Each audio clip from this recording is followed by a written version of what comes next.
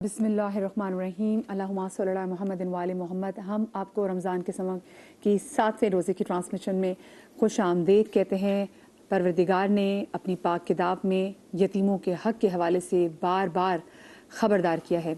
آج کی اس خصوصی ٹرانسمیشن میں ہم یتیموں کی کفالت کے حوالے سے بات کریں گے، اس کا کتنا اجر ہے، اور ساتھ میں بہت ضروری ہے کہ ہم اس پاک بی بی کے حوالے سے بات بھی کریں جن کی آج رحلت کا دن ہے، اور وہ پاک بی بی جس کا انتخاب خود پروردگار عالم نے کیا کہ اپنے پیارے حبیب کی کفالت اور پرورش کریں۔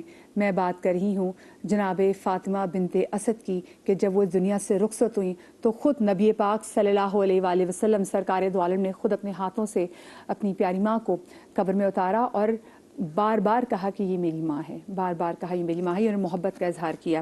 تو سب سے زیادہ تو ضروری ہے کہ ہم ایسی ہستی کے حوالے سے بات بھی کریں، اگر ہم یتیموں کی کفالت کے حوالے سے بات کریں۔ جی بہت شکریہ مدیہ۔ ناظرین، یہ جو آج کا ٹاپک ہے وہ تو آپ جانتے ہی ہیں، ہر دن ہم ایک ٹاپک لے کر آتے ہیں۔ آج یتامہ سے متعلق ٹاپک ہے، لیکن جن ہستی کی طرف مدیہ نے اشارہ کیا، اس سے بڑھ کر ان کی فضیلت کیا ہوگی کہ انہوں نے ختم المرتبہ محمد صلی اللہ علیہ وآلہ وسلم خاتم النبیین کی پرورش کی، بچپن سے ان کو جو ہے وہ بڑا کیا۔ تو آپ دیکھیے کہ ایسی ماں، ایسی بی بی، ان کی کیا فضیلت ہم بیان کریں گے، ہماری اوقات ہی نہیں ہے، کیونکہ نبی پاک صلی اللہ علیہ وآلہ وسلم جو کہ سراپا نور ہیں، سراپا نور ہیں، ان میں خیر ہی خیر ہے، ان میں حکمت ہی حکمت ہے۔ ان کی تربیت کے لیے اللہ تعالیٰ نے جن کی ذمہ داری لگائی وہ سیدہ فاطمہ بنت اسد ہیں، تو ان پر ضرور ہم گفتگو کریں گے، لیکن اس کے ساتھ ساتھ ہم یتامہ پر بھی گفتگو کریں گے۔ جی بالکل جی، ہمارے ساتھ مفتی نوید عباسی صاحب موجود ہیں، ہمارے ساتھ علامہ ظہیر الحسن نقوی صاحب موجود ہیں، ہمارے ساتھ عائشہ بلال موجود ہیں، اور ہماری بڑی پیاری بہن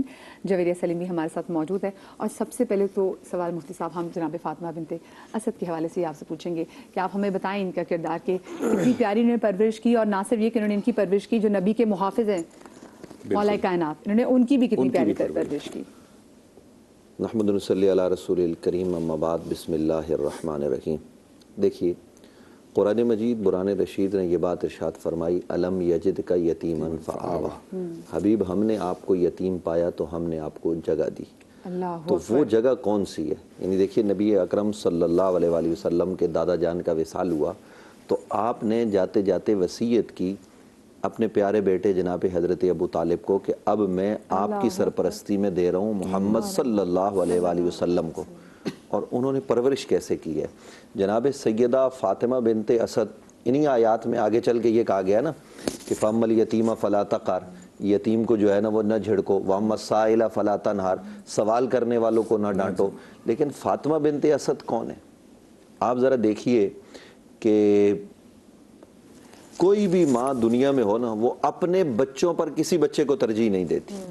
وہ اس کی بہن کا بیٹا ہوگا، ایک دن کے لیے آئے گا، وہ اس کا ضرور خیال کرے گی، لیکن اگلے ٹائم اس کی ترجیح اپنے ہی بچے ہوں گے۔ ظاہر ہے وہ اس کے جگر پاڑے ہیں، اور یہ فطرت ہے، کسی ماں کو ہم اس پر تان نہیں کر سکتے۔ لیکن میں قربان جاؤں جناب سیدہ فاطمہ بنت اسد کی عظمت پر کہ رسول اکرم صلی اللہ علیہ وآلہ وسلم گھر میں موجود ہے، اور دیکھیے نبی علیہ السلام یتیموں کے والی بن کر تشریف لائے۔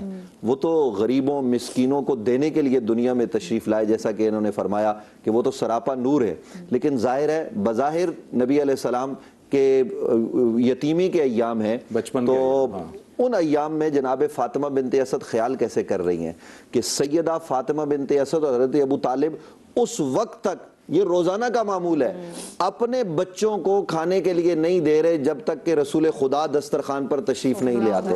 اور میں آپ کو یہ بات عرض کر دوں کہ صبح صبح عرب کا یہ کلچر تھا کہ بچوں کو بھوک ہوتی تھی، تو جناب مولا کائنات تو دسترخوان پر موجود نہیں ہے، ابھی ولادت نہیں ہوئی، لیکن حضرت ابو طالب کے دوسرے بچے موجود ہیں اور آپ کثیر العیال ہیں۔ اور یہی وجہ ہے کہ بعد ازاں جناب حضرت عباس نے نبی علیہ السلام سے جب مشاورت کی کہ یہ کثیر العیال ہیں تو ان کے بچے ہم لے لیتے ہیں، تو جناب مولا علی نبی علیہ السلام کے حصے میں آ گئے، وہ ایک الگ بحث۔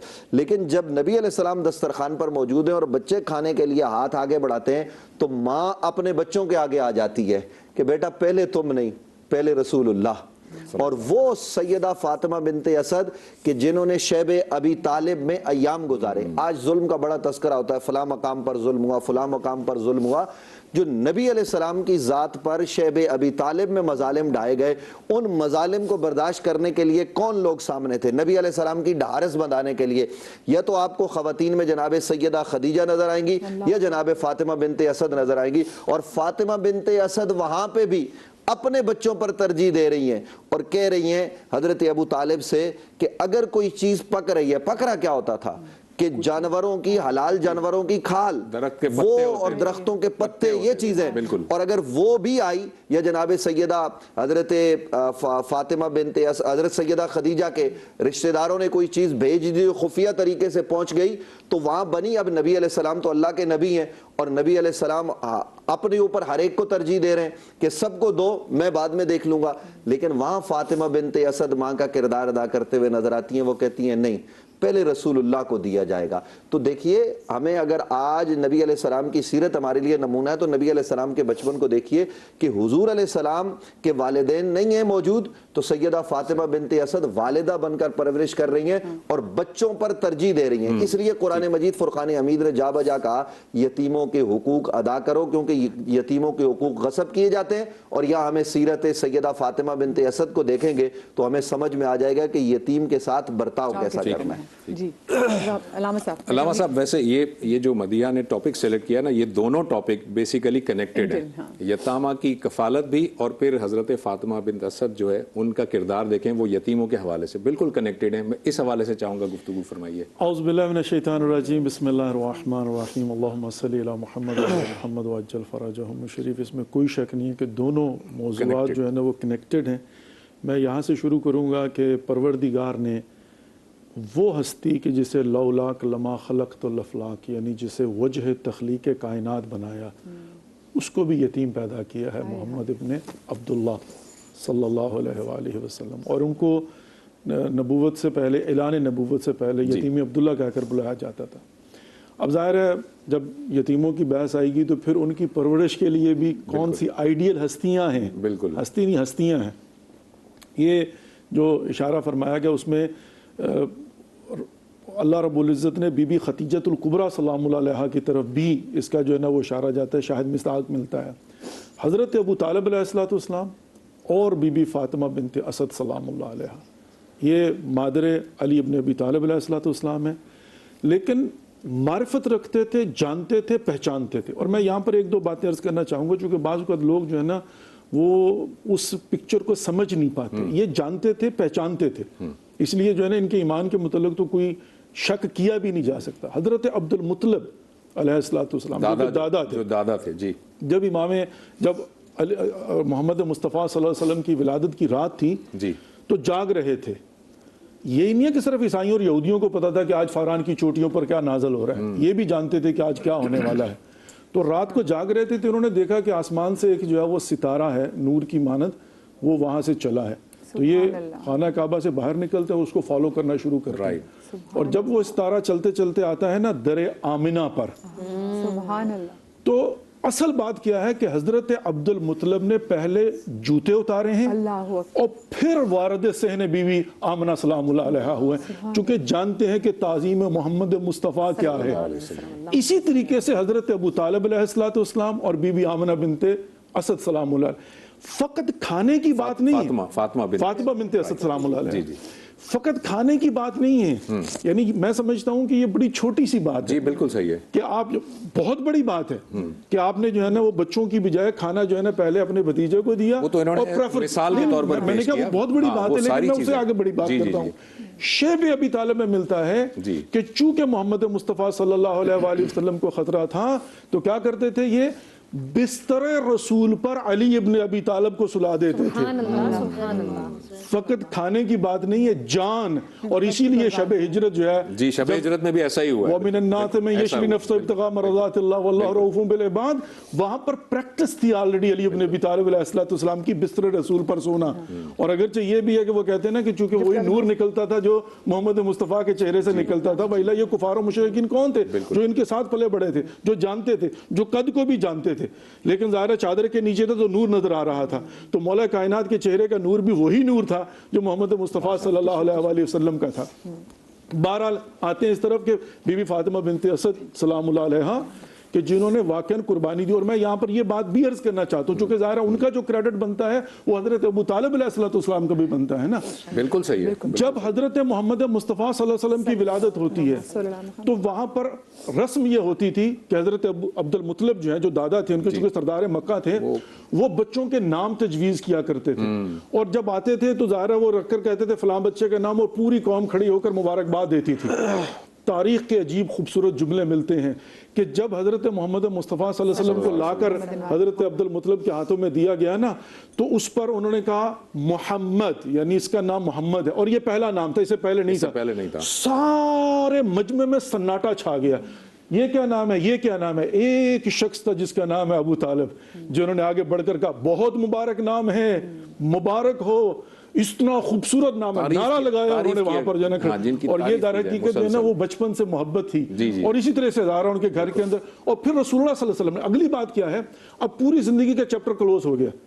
रसूलुल्लाह सल्लल्लाहु अलैहि वसल्लम ने ताईद के लिए, दुनिया को बताने के लिए जो प्रोटोकॉल अपनी फूफी के जनाजे को दिया है, आगे आगे चल रहे थे ताजीम के तार, और फिर कब्र में खुद उतारा है, अपनी चादर कब्र में डाली है, और कहा कि फूफी जान आप तसल्ली रखिए, मैं आपकी शफाअत करने वाला हूं। यानी वहां पर बैठे हैं, पहले खुद कब्र में उतरे हैं, फिर कब्र में उतारा है। चची कहना चाह रहे हैं, चची जान, बिल्कुल सही है जी। आप भी इस हवाले से कुछ अगर अपने कुछ इरशादात। मैं तो ये समझती हूँ कि मेरी ज़िंदगी का जनाब फातिमा बिनते असद का ही, मतलब मैंने जब उनको पढ़ा तो मुझे कायनात में ऐसी चची, जब मैं कंटेंट लिख रही थी तो मैंने कहा कायनात में मुझे ऐसी चची नहीं मिली है कि जिसने खुद अपने बच्चों को ना दिया हो और मोहम्मद सल्लल्लाहु अलैहि वसल्लम को दिया हो मुझे। और नबी सल्लल्लाहु अलैहि वसल्लम की जो हदीस मिलती हैं हमें, उसमें पता ये चलता है कि जब जब नबी अकरम सल्लल्लाहु अलैहि वसल्लम बहुत तकलीफ़ में होते थे ना कुफ़ार के जुमलों से, तो वो जब जब लौट कर आते थे तो फातिमा बिनते असद के जुमले उन्हें तसल्ली दिया करते थे, ढारस बनाते थे। हम कुरान को भी पढ़ते हैं तो हमें एक बात मिलती है कि तुम जो यतीम है इसे झिड़को नहीं, तसल्ली दो। और नबी आखिर ज़माना सल्लल्लाहु अलैहि वसल्लम ने भी इरशाद फरमाया कि जब कोई यतीम के सर पर हाथ फेरता है तो जितने हाथ से बाल गुजरते हैं हर हर बाल के बदले नेकी है। तो आप सोचें कि जो फातिमा बिनते असद हैं वो नबी अकरम सल्लल्लाहु अलैहि वसल्लम से कितनी मोहब्बत और कितनी अकीदत रखती हैं कि जब उनको लिटाया गया तो खुद नबी, जैसे हम जो जिससे बहुत मोहब्बत होती है ना, तो हम चेक करते हैं इसका बिस्तर सही है, ये इस पे कंफर्ट फील करेगा।